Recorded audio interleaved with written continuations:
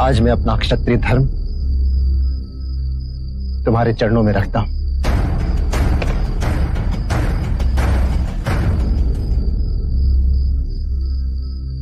तुमने मुझे सही पहचान लिया था और मैं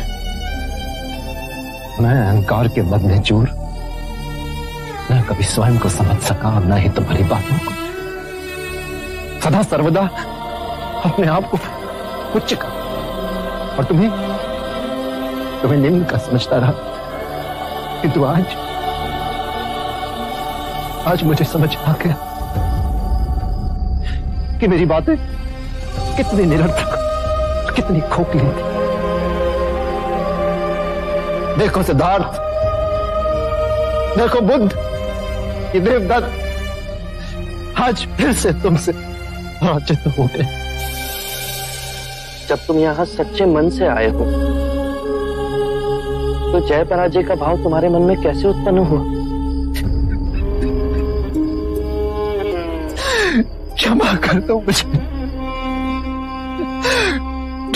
टूट चुका हूं मैं, टूट चुका हूं मैं।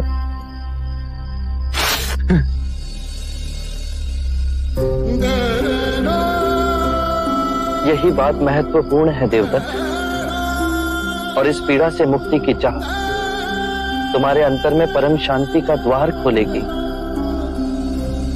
तो क्या मेरे जैसे माया में फंसे व्यक्ति का पवित्र होना संभव है? पवित्र और अपवित्र तो स्वयं तुम पर निर्भर है देवदत्त। आज तक ना तो कोई किसी को पवित्र कर पाया है और ना ही कर सकेगा। हे बुद्ध, क्या मेरे पुराने सभी कृत्य भूलकर आप मुझे अपने संग में स्थान देंगे? भले या बुरे, मुझे तुम्हारे कोई कृत्य स्मरण नहीं देवदत्त, और तुम भी उन्हें भूल जाओ। जिस दिन तुम्हारे अंतर में बदलने का भाव आया, उसी दिन से तुम्हारी नई यात्रा शुरू हो गई थी। कल प्रातः आनंद तुम्हें दीक्षा देंगे।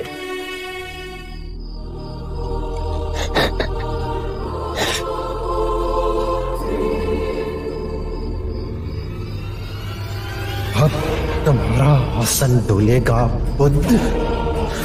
मेरा सब कुछ छीना है तुमने, पर अब तुम्हारा नेक नाम छीनूंगा मैं।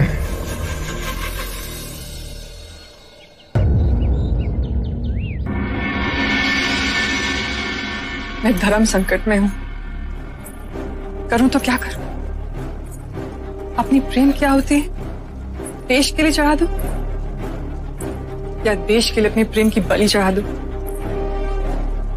अगर जीवक ना होता तो देश के लिए अपने प्रेम की बलिदान दे देती। मैं मां भी हूं, मुझे जीवक का भी सोचना है। उसका सोचूं तो लगता है अजात शत्रु से विवाह कर लेना चाहिए। जीवक के भविष्य में मगध का सिंहासन होगा। जीवक का बालक नहीं है देवी, वो क्यों अजात शत्रु को अपने पिता के रूप में स्वीकार करेगा? क्या वो आपकी बलि देकर मगध के सिंहासन पर बैठेगा, या फिर बुद्ध के मार्ग पर चलेगा? हर दिशा में अनेकों प्रश्न हैं। अब जो भी निर्णय लेगा जीवक ही लेगा। अजात शत्रु को रुकना होगा। ओम भगवते भिक्षाम देहि।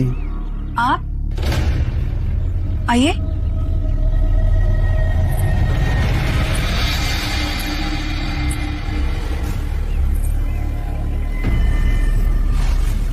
आपसे इतनी शीघ्र भेंट होगी ये हमने सोचा ना था। मैं भिक्षु बन के संघ में सम्मिलित हो गया हूं मन्विका। आपको संघ में प्रवेश दे दिया? इस दुनिया में दयालु लोग कभी कभी अपनी बड़ी हानि कर बैठते हैं। बहरहाल तुम पे मेरा एक ऋण है, और अब समय आ गया है कि तुम अपना वो ऋण चुकाओ मन्विका। आपने जो मुझ पर उपकार किया है उसे मैं कभी नहीं भूल सकती। उसका ऋण मैं अवश्य चुकाऊंगी। महेश्वर, तूने मुझसे मेरा सब कुछ छीन लिया, इसलिए अब मैं तेरा संसार त्यागने जा रही हूँ। क्यों बचाया मुझे? क्योंकि आत्महत्या काहे करते हैं जिसने तुम्हें विवश किया इस कुएं में स्वयं को धकेलने के लिए। प्रतिशोध लो उससे। मैं उससे प्रतिशोध नहीं ले सकती, बहुत बड़ा मनुष्य है वो। स्त्री होके पुरुष को वश में नहीं कर सकती। उस पर कोई वशीकरण काम नहीं करता है, वो महात्मा है। कौन है वो? बुद्ध। बुद्ध? क्या किया है बुद्ध ने तुम्हारे साथ? मेरे सुखी संसार को आग में झोंक दिया उसने। मेरा पति जो मुझ पर प्राण निछावर करता था, उसके प्रभाव में आकर घर गृहस्थी मुझे छोड़कर एक भिक्षुक बन गया और जीते जी मार दिया है मुझे। और तुम सुंदर हो, चाहो तो कोई और पुरुष तुम्हारा हाथ थाम सकता है। नहीं, एक नारी के नारित्व का अपमान कर गया है वो। पूरे गांव में मुझे कलंकित कर दिया है। सब सोचते हैं कि शायद मुझ में कोई दोष है। अगर मैं जी नहीं सकती तो मर तो सकती हूँ। जिसने तुम्हारा घर, तुम्हारा संसार विध्वंस करके रख दिया, चैन से जिएगा? हाँ, मैं एक निर्धन निर्बल स्त्री और कर भी क्या सकती हूँ? अरे स्त्री अगर चाहे तो लोहे को भी पिघला सकती है, और तुम कायर हो। कायर नहीं हूँ मैं। प्रतिशोध लेने की हिम्मत है तुम्हें? हाँ है, किंतु मुझे समझ में नहीं आ रहा कि मैं कौन सा मार्ग चुनूं। मार्ग मैं दिखाऊंगा, तुम वही करोगी जो मैं कहूंगा। बुद्ध से कैसे प्रतिशोध लेना है, आप बस मुझे इतना बताइए। प्रतिशोध तो ऐसा होगा मानविका कि बुद्ध स्वयं आत्महत्या करने पर विवश हो जाएगा। उसके भिक्षु उसे गालियां देंगे। प्रतिशोध तो ऐसा होगा कि तुम्हारा अपना पति तुम्हारे चरणों में गिरकर क्षमा की भीख मांगेगा। अब तुम्हें क्या करना है वो ध्यान से सुनो।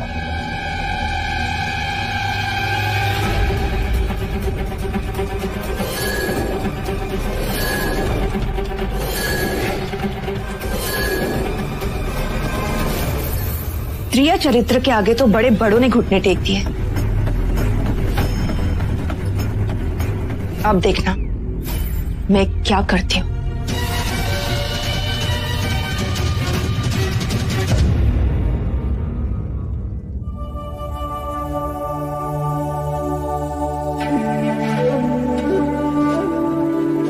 अपने हाथ से खिलाऊंगी तो खाओगे ना?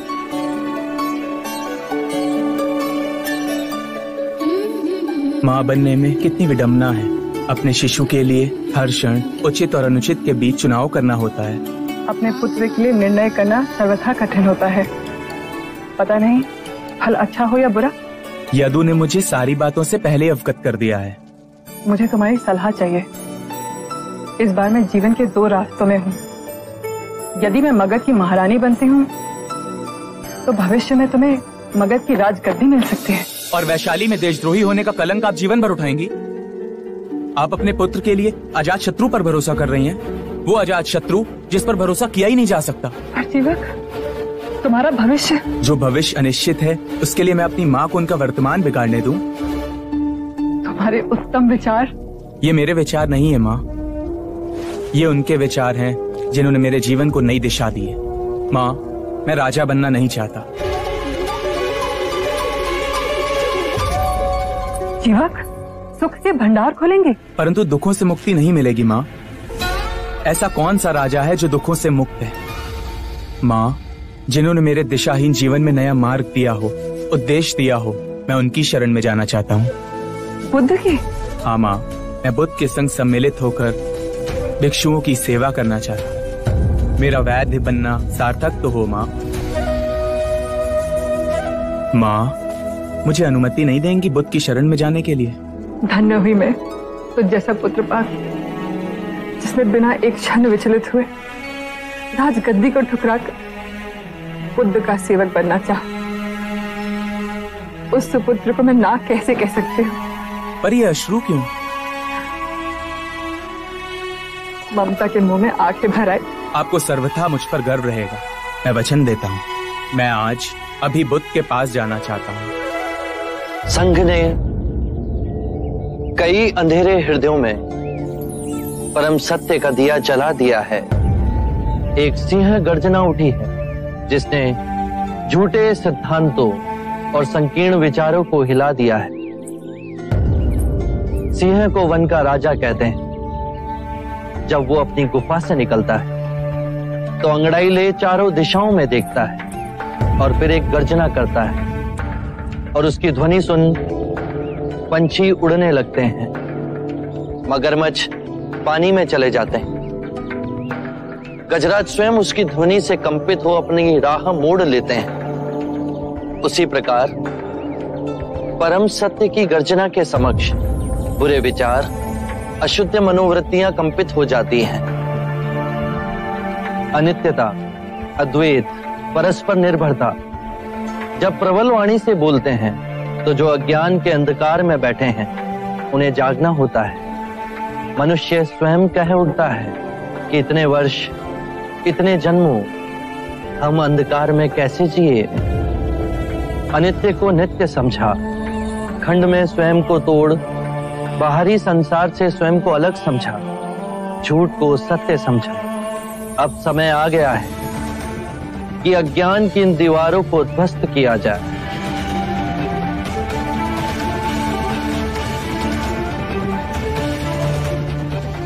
बुद्ध, इस सूत्रों को हम सिंह गर्जना कहेंगे।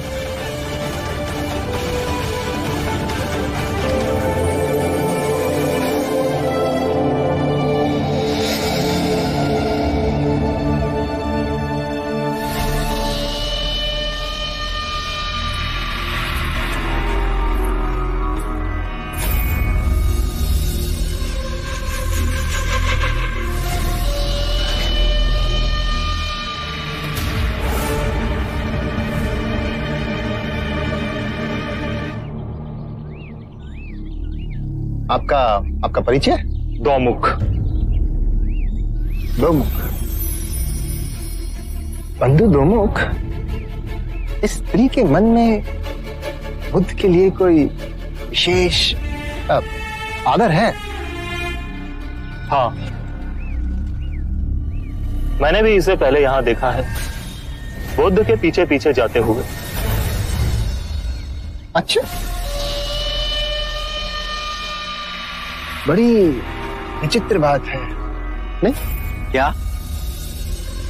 एक स्त्री का इस तरह बार बार बुद्ध के समक्ष आना, उसके निकट आना।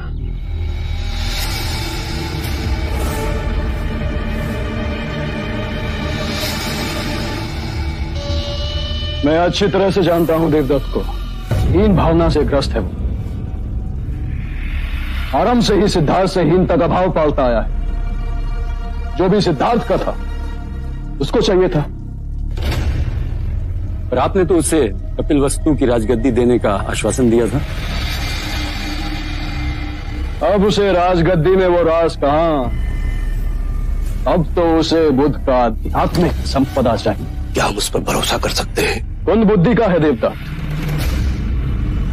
वो बुद्ध के साथ अवश्य कुछ ऐसा अनुचित करेगा जो इतने घटिया स्तर का हो। अब समझा मैं। आपने सोनदंड को यहां क्यों बुलवाया है? सोनदंड परम ज्ञानी पंडित हैं। उनका और बुद्ध का शास्त्रार्थ होगा, मगध की भरी सभा में होगा। ये राजनीति तो बहुत उत्तम है। परम ज्ञानी सोनदंड जी का पूरे मगध राज में डंका बजता है। उनके साथ शास्त्रार्थ में आज तक कोई जीत नहीं सका है। अवश्य ही बुद्ध की हार होगी, उसका प्रभाव कम होगा और मगध की प्रजा की आंखों से बुद्ध के आदर की पट्टी उतर जाएगी। प्रणाम महाराज। महाराज, सोनदंड जी आए हैं।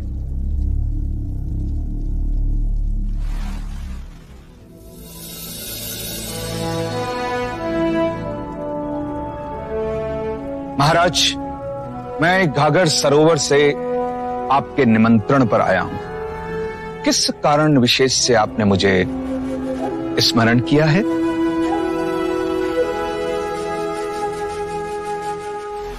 मैं आपकी और उस बुद्ध की आध्यात्मिक चर्चा करवाना चाहता हूं। निश्चित ही जिसके बाद मगध की प्रजा जान जाएगी कि बुद्ध सिर्फ नाम के ज्ञानी हैं, जोगी का चोला ओढ़े एक ढोंगी हैं जो अंदर से खोखले हैं।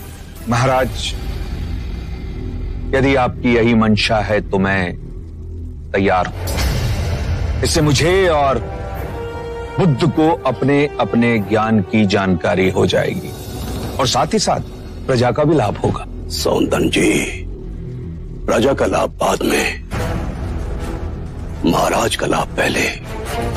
इस चर्चा में हमें अपने ज्ञान की वृद्धि नहीं करनी है, अपितु उस बुद्ध को पराजित करना है, उसके व्यक्तित्व की धज्जियां उड़ा देनी है। मगध की लाज आपके हाथों में है सोनदंड जी।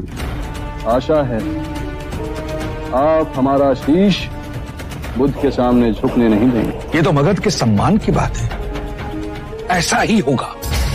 आप एक बार बुद्ध को मेरे सामने बिठाइए तो सही, फिर देखिए कैसे मैं वेद, उपनिषद और दर्शन के सिद्धांतों में मैं उन्हें उलझाता हूं। कुलगुरु, आप बुद्ध को हमारा निमंत्रण भेजिए। जो आज्ञा महाराज। और आप आज से ही तैयारी शुरू कर दीजिए। जो आज्ञा महाराज। ये दाव आपका व्यर्थ नहीं जाएगा।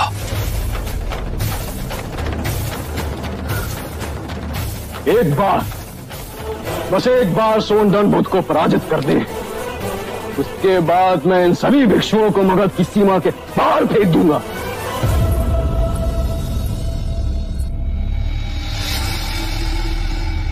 सुनिए, ये फूल बुद्ध को।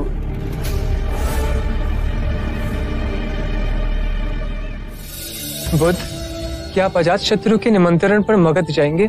अवश्य। सोनदंड में असामान्य ज्ञान है। जिस प्रकार दो नदियां बह एक दूसरे से मिलती है, उसी प्रकार ज्ञान की चर्चा में दो विचारधाराएं एक दूसरे से मिलेगी। मुक्ति का मार्ग ज्ञानियों को भी उपलब्ध होना चाहिए।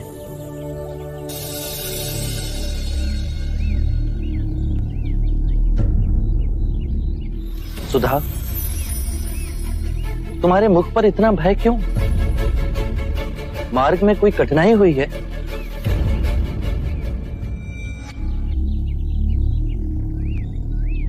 निर्भय होकर कहो। मैं भिक्षाटन लेकर आश्रम की ओर आ ही रही थी कि अचानक एक व्यक्ति मेरे सामने आ खड़ा हुआ।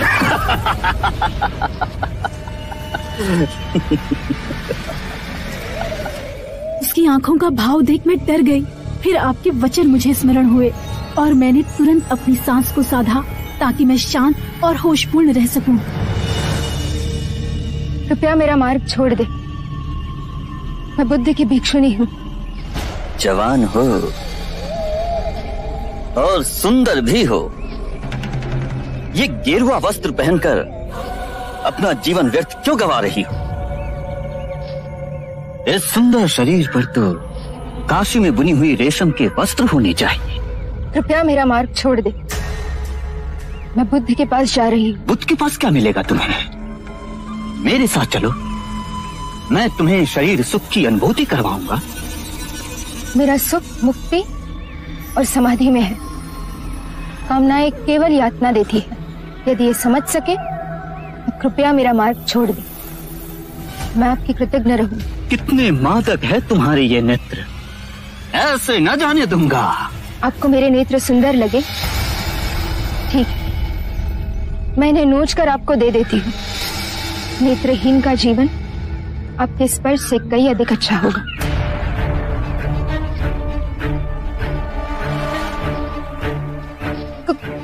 कदाचित आपको यह स्मरण नहीं कि कौशल, मगध, वैशाली और शाक्य देश के राजाओं का यह आदेश है कि जो कोई भी बुद्ध के भिक्षु या भिक्षुनियों को हानि पहुंचाएगा उसे मृत्यु दंड दिया जाएगा। तुम अपने प्राण गंवाना चाहते हो? क्षमा कीजिए, दोबारा मैं किसी स्त्री के मार्ग में नहीं आऊंगा। बहन, आप जिस राह पर चल रही हैं उसी पर चलकर अपने लक्ष्य की प्राप्ति करें। आज आपके बताए हुए मार्ग पर चल तो आज अपने शील ना बचा पाती। यदि ये किसी और भिक्षुणी के साथ घटित हुआ तो? तुम्हारे साहस और अविचल भाव की मैं प्रशंसा करता हूं। सदियों से पुरुष ने नारी को अपनी वासनाओं से उत्पीड़ित किया है। उसके अंधेपन और क्रूरता को रूपांतरित करने में कई सदियां बीत जाए। यही एक प्राथमिक कारण था कि मैं स्त्रियों को दीक्षा देने में संकोच करता रहा। आज से कोई भी भिक्षुणी एकांत में यात्रा नहीं करेगी और ना ही एकांत में सोएगी। उसके साथ सदैव एक और भिक्षुणी होनी चाहिए ताकि वो एक दूसरे का संरक्षण कर सके, एक दूसरे की सहायता कर सके। आनंद, तुम सुधा के साथ आम्रवन जाकर वरिष्ठ भिक्षुणी को इन नियमों के बारे में समझाओ।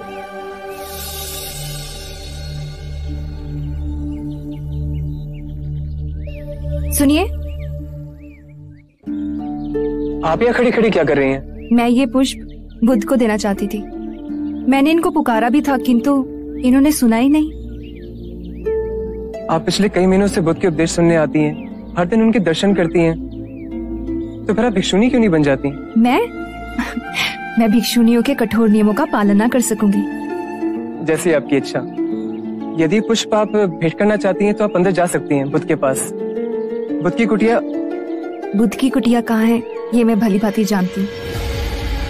ठीक है, आप जाइए।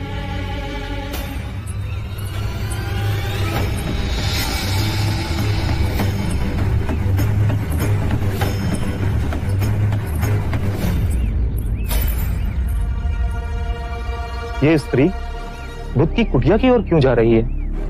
तो इसमें आश्चर्य की क्या बात है? मैंने तो इसे कई बार बुद्ध की कुटिया की ओर जाते देखा है। हाँ। बुद्ध की कुटिया की ओर? आज तो भीषण विवाद होगा। देखते हैं कौन जीतता है। बुद्ध ही सर्वश्रेष्ठ हैं। नहीं, आज सोनदंड जीतेंगे। नहीं, बुद्ध अनुभवी बातें कहते हैं। सोनदंड लिखी लिखाई। व्यर्थ की बात कर रहे हैं आप। मेरे हिसाब से सोनदंड जी आज पूरे मगध का शीश ऊंचा करेंगे। सही बात है। बुद्ध तो जय पराजय के बहुत आगे हैं। महाराज अजात शत्रु पधार रहे हैं।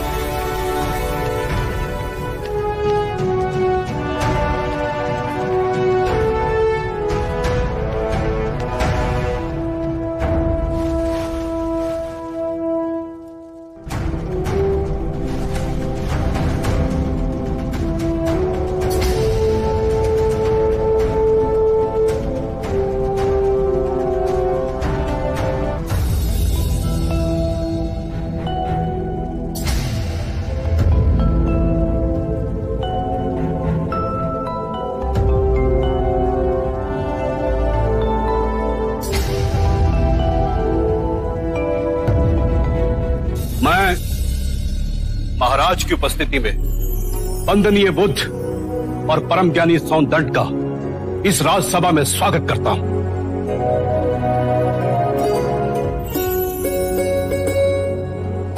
आचार्य सोनदंड की जय! आचार्य सोनदंड की जय! सोनदंड की जय!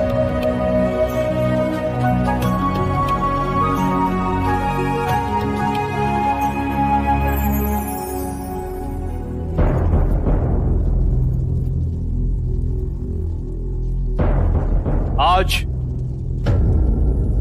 ये दोनों मान्यवर महाराज की उपस्थिति में इस राजसभा में अपने अपने विचार व्यक्त करेंगे। ऐसे विचार जिससे आप लोगों के ज्ञान की वृद्धि होगी। अब मैं दोनों मान्यवर से विनती करता हूं कि वो किसी एक विषय पर अपने विचार प्रकट करें। आप आयु में मुझसे छोटे हैं, अतः विषय चुनने का अवसर भी मैं आप ही को देता हूं। कहिए, किस विषय पर चर्चा करनी है? प्रणाम सोनदंड। क्या आप बता सकते हैं कि एक सच्चे ब्राह्मण में कौन कौन से गुण होना अनिवार्य है? यदि आप चाहें तो वेदों के उदाहरण भी दे सकते हैं। वेद पाठ तो सौंदर्य का प्रमुख विषय है। वेद की गहन गुत्थियों को सुलझाने में आप महारथी हैं। भिक्षु गौतम, पूर्ण ब्राह्मण बनने के 5 लक्षण हैं। सुंदर रूप, मंत्रोच्चारण एवं अनुष्ठान करने में प्रवीण, 7 पुष्टों से रक्त की शुद्धता, अच्छा ज्ञान, अच्छा कर्म। इन 5 गुणों में से भी सर्वाधिक महत्वपूर्ण गुण कौन कौन से होने चाहिए? और इनमें से किसी भी गुण के अभाव में क्या वो सच्चा ब्राह्मण हो सकता है? अंत के 2 गुण, अच्छा ज्ञान एवं अच्छा कर्म। सुंदर रूप, मंत्रोच्चारण एवं अनुष्ठान करने की प्रतिभा, 7 पीढ़ियों से रक्त की शुद्धता आवश्यक नहीं। क्षमा कीजिएगा, परंतु सोनदत्त जी उचित उत्तर नहीं दे पाए। बुद्ध के प्रश्नों ने इन्हें उलझा दिया है। ये तो ब्राह्मणों का अपमान है।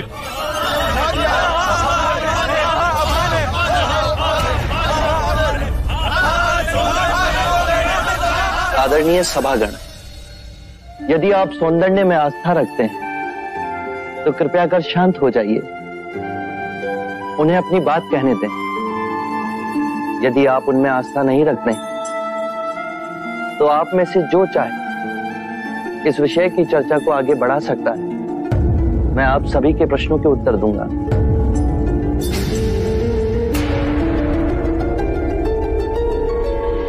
मित्रों, हम सबके बीच में मेरा चचेरा भाई अंगक बैठा हुआ है।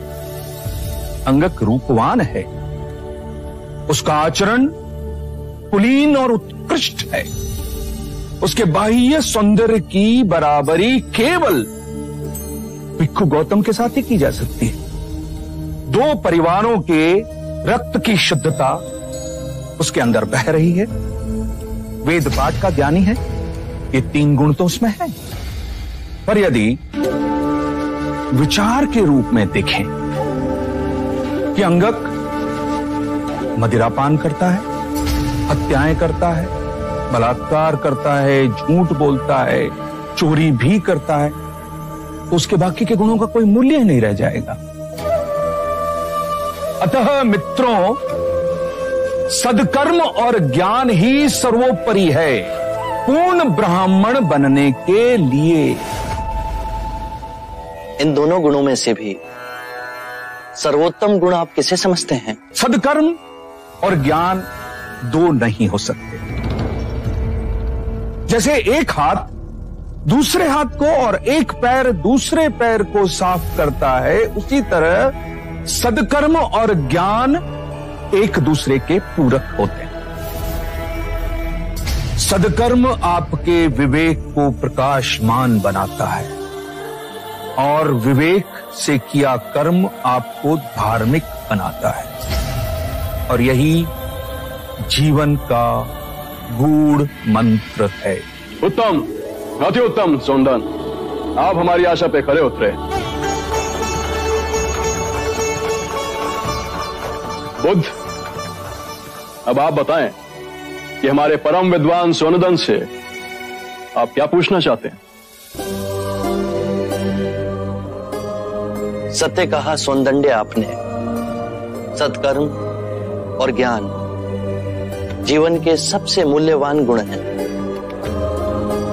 क्या आप बताएंगे कि सत्कर्म और ज्ञान को उच्चतम कोटि तक कैसे विकसित किया जाए?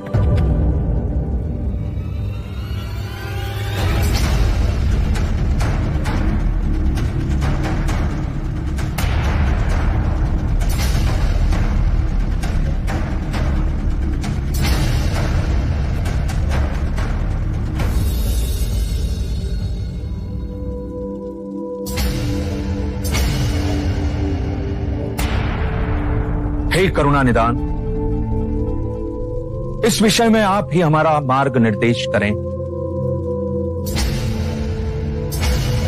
हम तो केवल सिद्धांत जानते हैं, किंतु आप बुद्ध बन परम सत्य को प्राप्त हुए हैं। हे परम पुरुष, आप ही बताएं, सदकर्म और ज्ञान की उच्चतम कोटि तक कैसे पहुंचा जा सकता है? आत्म मुक्ति के 3 चरण हैं, शीलाचार, ध्यान और ज्ञान। यदि हम शीलों का आचरण करते हैं तो ध्यान साधना में वृद्धि होती है और ध्यान साधना से ज्ञान का उदय होता है, जिससे शीलों का गहन आचरण करना संभव होता है। इसके द्वारा काम, क्रोध, मोह, माया, तृष्णा से दूर हो आत्म मुक्ति, शांति और आनंद को प्राप्त कर सकते हैं।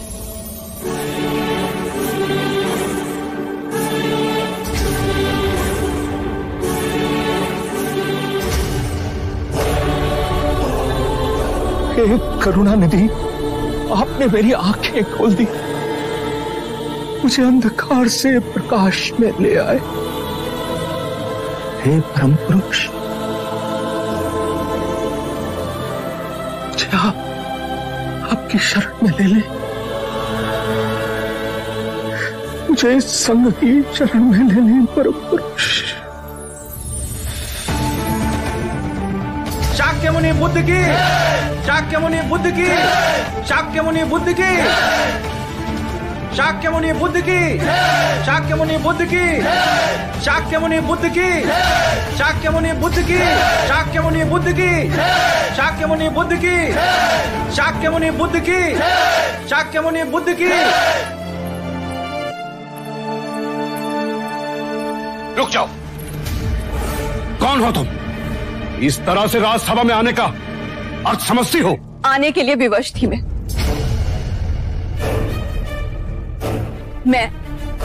इस भरी सभा में बुद्ध से कुछ प्रश्नों के उत्तर चाहती हूँ। तुमको जो कुछ भी कहना है बुद्ध के संग में जाकर पूछ सकती हो। चली जाओ यहां से। कुलगुरु, पूछने दीजिए इसे, अगर बुद्ध को कोई आपत्ति ना हो। क्या पूछना चाहती हो तुम? मुनि गौतम, आप धर्म का बहुत उपदेश देते, आपका मान सम्मान भी बहुत है, किंतु आपको मुझ अबला की कोई चिंता नहीं, जिसे आपने गर्भवती बनाया है।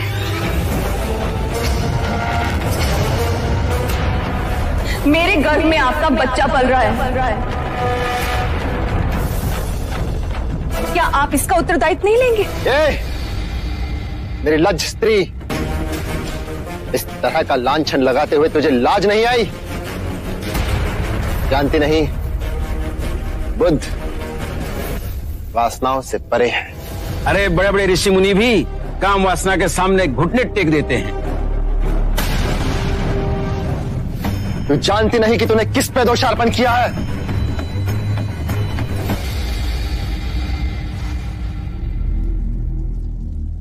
पुत्री, केवल 2 ही लोग इस बात की पुष्टि कर सकते हैं कि ये सत्य है या असत्य है,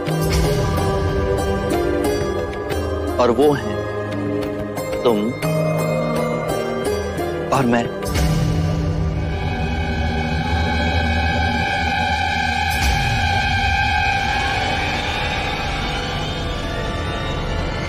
पकड़ो इसे।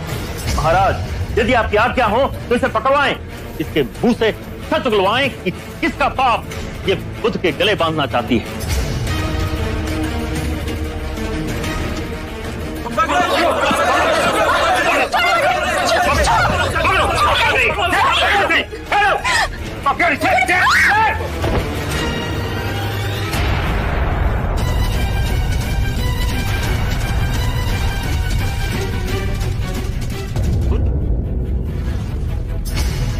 उन्हें हमारे बुद्ध पे ये झूठा लांछन लगाया।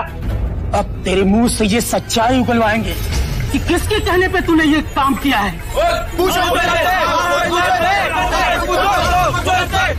ना होगा तुझे। पकड़ लो इसे। महाराज, कृपया कर इसे जीवन दान दें। इसके मन में पश्चाताप है मैंने इसे क्षमा किया। आप बुद्ध हैं, महान आत्मा, पर इसने मगध के माननीय अतिथि का अपमान किया है। मुझे राजधर्म का पालन करना होगा।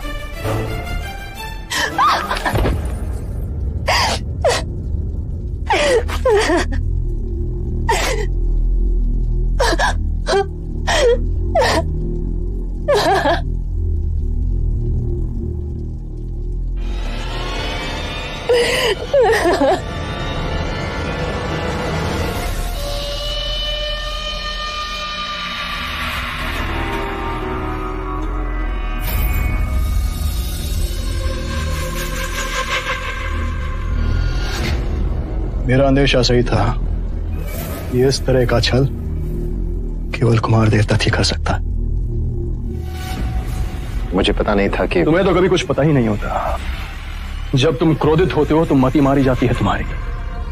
अब देखो, उस दिन क्रोधित हो तुमने हमारी मैत्री को ठुकराया था, किंतु आज इसे बंदी बना हमने अपनी मैत्री को निभाया है। स्त्री को इस तरह कारावास में जीवित रखने का कारण? हमारा करुणा से भरा हृदय कुमार देवता। इसे बंदी न बनाते तो ये बुद्ध के चरणों में गिर इस कुकर्म के लिए उकसाने वाले का नाम बता देती। तुम्हें संग से बाहर फेंक दिया जाता और फिर कुमार देवता तुम घर के रहते नकार के।